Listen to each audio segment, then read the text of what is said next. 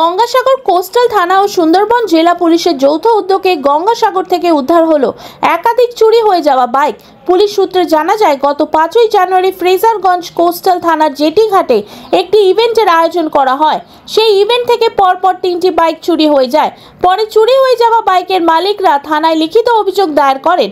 সেই অভিযোগের ভিত্তিতে পুলিশের তৎপরতার অভিযান শুরু হয় গোটা সুন্দরবন সহ দক্ষিণ 24 পরগনা জুড়ে। তবে গঙ্গাসাগর কোস্টাল ও সুন্দরবন জেলা পুলিশের যৌথ অভিযানে সাগরদ্বীপের সুমতি নগর থেকে একাধিক বাইক উদ্ধার করে গঙ্গাসাগর কোস্টাল থানায় নিয়ে আসা হয়। এই ঘটনায় এখনো পর্যন্ত দুজনকে গ্রেফতার করে তাদের কাকদ্বীপ আদালতে পাঠানো হয়। এই ঘটনার প্রসঙ্গে কি বলছেন সুন্দরবন জেলা পুলিশের এসডিপিও শ্রী সুমন কান্তি ঘোষ। গত মাসের 5 তারিখে আমাদের ফ্রেজারগঞ্জ থানার জেটি ঘাটে অর্থাৎ বিজয়বাটিতে একটা প্রোগ্রাম ছিল।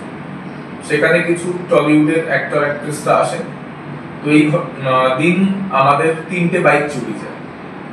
তো 3টে বাইক আমরা তার পরের দিন একজন আসামিকে অ্যারেস্ট করি এবং 3টে বাইক আমরা যারা অ্যাকিউজ পারসন মানে যারা বাইকগুলো যাদের থেকে মিসিং হয়েছিল, যাদের থেকে থেফট হয়েছিল, তাদেরকে আমরা ফেরত দিই।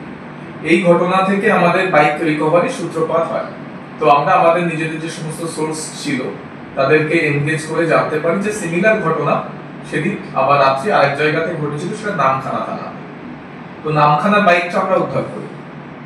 তো এই নিয়ে আমাদের টোটাল 5টা বাইক উদ্ধার হয়।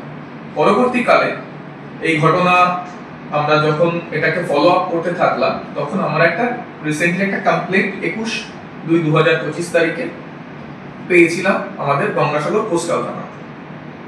গঙ্গাসাগর কোস্টাল থানায় পাওয়ার পরে আমরা আমাদের সোর্স এনগেজ করে জানতে পারি যে সেখানে আরো 8টি বাইক মানে টোটাল 9টি বাইক আমরা উদ্ধার করতে পেরেছি।